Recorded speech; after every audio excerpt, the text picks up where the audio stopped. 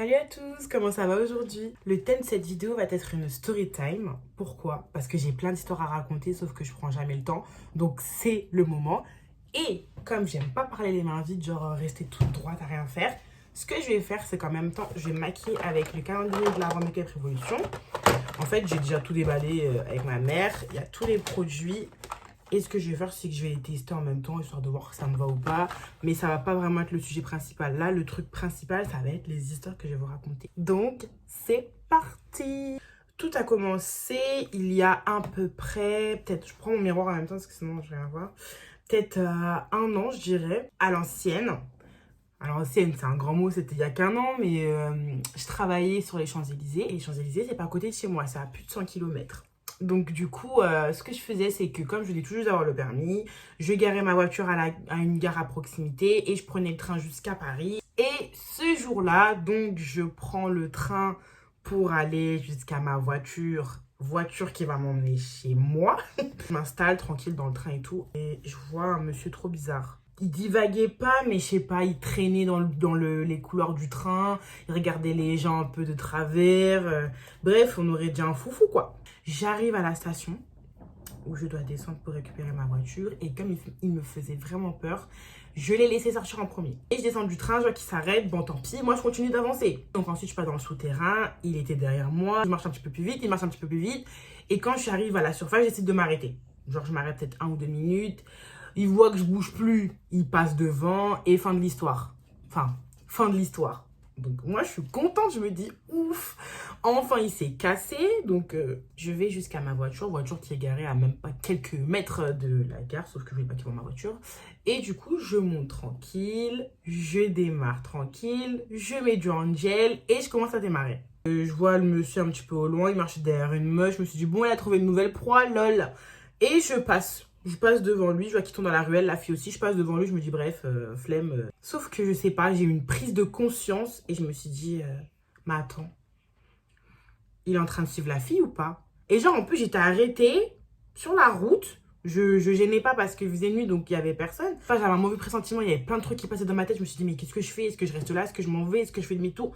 Et en fait ce que j'ai fait, vu que j'ai eu peur, eh ben, j'ai tapé une marche arrière. Une marche arrière mais horrible, genre mes pneus ils avaient fait le sol et tout, bref, j'ai tapé une marche arrière jusqu'à la ruelle qui n'était pas très loin, faut pas abuser, et je rentre dans la ruelle.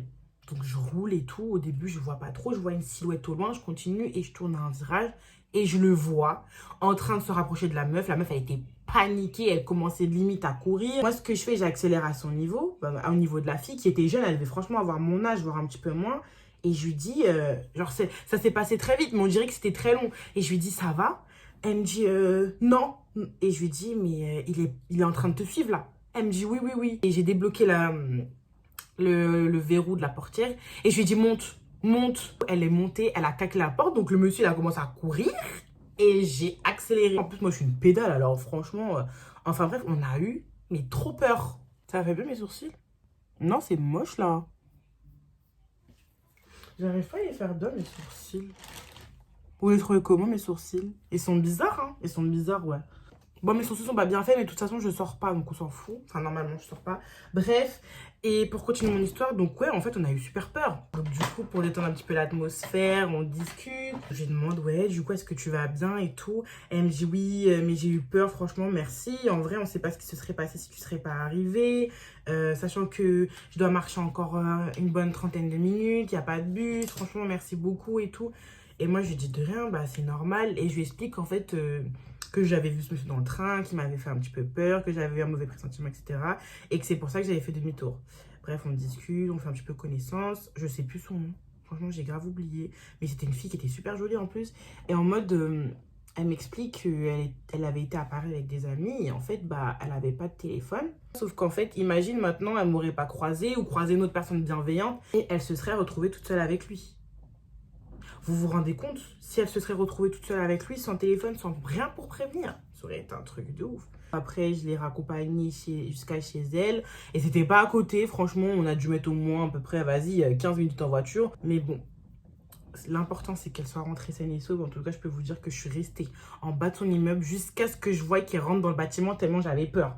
Et puis ensuite, bah, je suis repartie. Voilà. C'est une histoire un petit peu courte quand même. J'ai pas fini de me maquiller en plus. Je vais vous en raconter une deuxième. Ils sont bien mes sourcils là. Non, il y a toujours un petit problème. En plus, quand je suis fatiguée, j'arrive pas à me maquiller. Je suis pas fatiguée, mais un peu quand même. Je suis en train de me trouver des excuses là. Deuxième histoire, toujours sur les pervers dans les trains. Parce que si vous saviez toutes les histoires que j'ai vécues dans le train en direction de Paris-Montparnasse.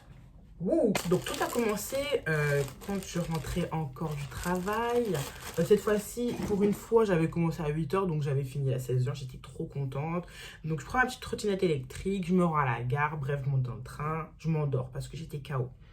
À un moment, je me réveille à 5-6 stations de mon arrivée. Donc ça fait prochain arrêt, ça bouffe dans mes oreilles, donc ça me réveille. Et du coup, bah, rien de bizarre. Il y a une jeune fille qui est assise. Donc moi, j'étais assise, vous savez, près des portes, vous avez 4 places. Et près des autres portes, encore 4 places. Pour ceux qui prennent le TER, généralement, vous savez à peu près comment c'est les places près des portes. Donc, il y avait une jeune fille qui était assise en face de moi, mais de l'autre côté. Et il y a un monsieur qui rentre et qui se sent en face d'elle. Rien de bizarre pour l'instant. Donc, au fur... Non, ça m'énerve. Donc, au fur et à mesure, je me rendors parce que j'étais KO. Et ensuite, même pas 5-10 minutes après, ça dans mes oreilles. Prochain arrêt, blablabla. Donc, ça me fait sursauter, ça me réveille. Donc, j'ouvre un peu les yeux comme ça. Et je sais pas, je regarde à côté de moi. Genre, je sais pas, j'ai regardé le monsieur vite fait. Il avait un sourire, mais... je sais pas, genre, son sourire, il m'a fait peur. Genre, ça m'a dégoûté. Et il avait son téléphone dans les mains. Il me souriait pas, il souriait à la fille en face qui devait avoir, franchement, à tout casser 15 ans, je vous jure. Et en mode, il lui sourit un petit peu avec insistance, tout ça. Donc moi, je le regarde, je le trouve un peu chelou. Bref, je dis rien. Je me dis, bon, encore un pervers. On a l'habitude. Sauf que ce pervers en question, il sort son téléphone. Donc la fille, elle voit pas trop, elle est un peu gênée. Donc elle reste un peu sur son téléphone. Elle calcule pas. Désolée, j'ai ma tête par là parce qu'il y a mon miroir par là. Elle calcule pas trop, elle est un peu gênée en fait. Donc elle le regarde pas. Et j'aurais fait la même chose. Non, j'avoue, moi, je l'aurais fixé. Je suis une psychopathe, moi. Et ce qu'il fait... c'est qu'il se met comme ça, mais même pas discret, hein. Genre il se met comme ça, il commence à essayer de la prendre en photo et tout. Il a vu une meuf en robe, il s'est dit ouh, c'est bon. Et il a commencé à sortir son téléphone et à essayer de prendre en photo un petit peu d'en dessous. Donc moi je regarde comme ça, déjà moi j'ai bugué, je viens de me réveiller, je suis encore un peu dans les vagues et je le regarde. Je comprends pas. Donc ce que je fais, c'est que je me frotte un peu les yeux et tout, je plie les yeux et je le regarde à nouveau. Je me dis mais il est pas en train de faire ça. Il était bien en train de faire. Donc, ce que je fais, une psychopathe. Hein. Je commence à crier. Genre, je sais pas. Ça m'a pas plu. Donc, je commence à parler fort et à lui dire excusez-moi, monsieur. Donc, lui, il me regarde. Et il allait commencer à me parler mal. Parce qu'il savait qu'il était en train de faire un mauvais truc. Et du coup, je le laisse pas parler. Et je continue de dire excusez-moi, monsieur, vous faites quoi? Et en mode, il fait quoi? Mais j'ai rien fait. Pourquoi vous criez comme ça? J'ai dit non, mais je vous ai vu, monsieur. Qu'est-ce que vous faites avec vos téléphones? Montrez-le-moi. Genre, je me suis pris par la police. J'ai dit ouais, montrez-moi votre téléphone.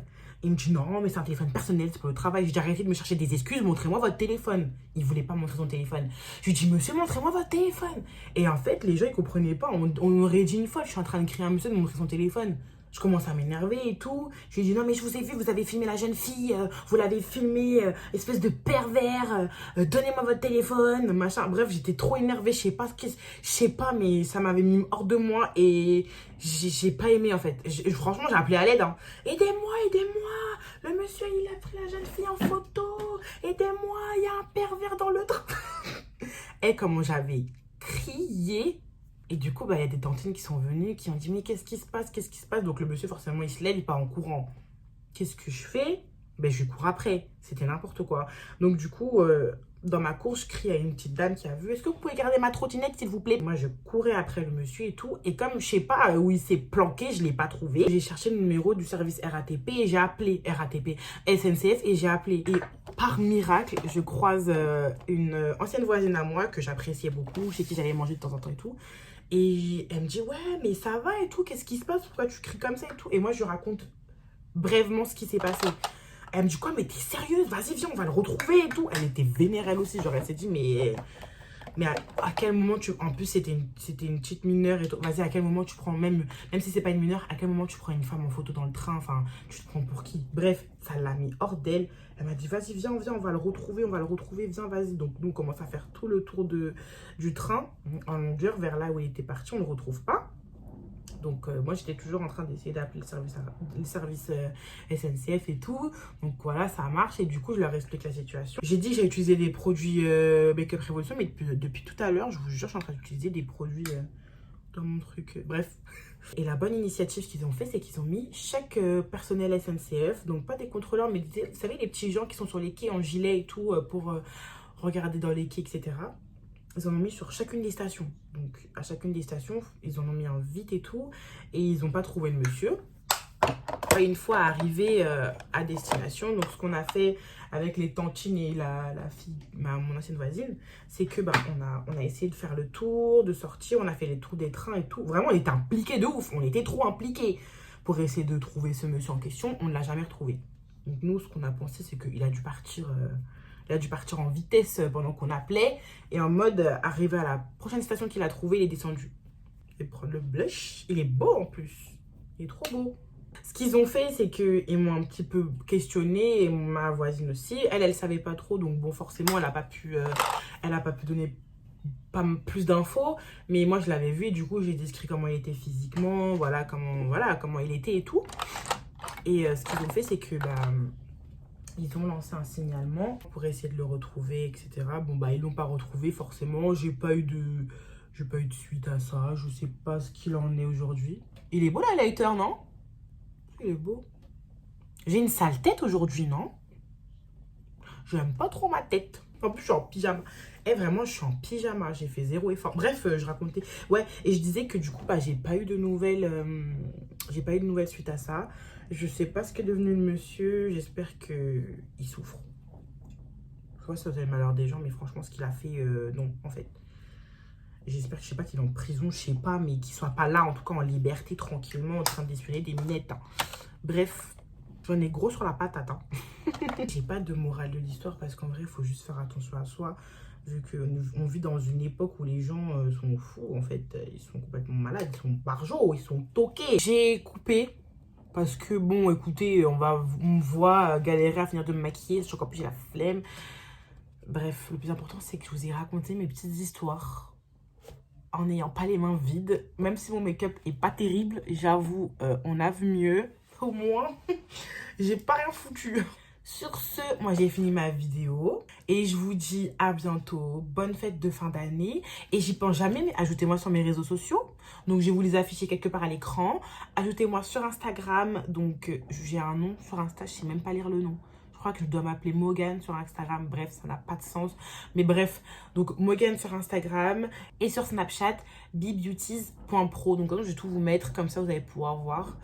Et mon TikTok, melinda.fr. La meuf, elle a 4000 noms, mais bref, c'est pas grave. Et voilà, prenez soin de vous et à bientôt. Mouah.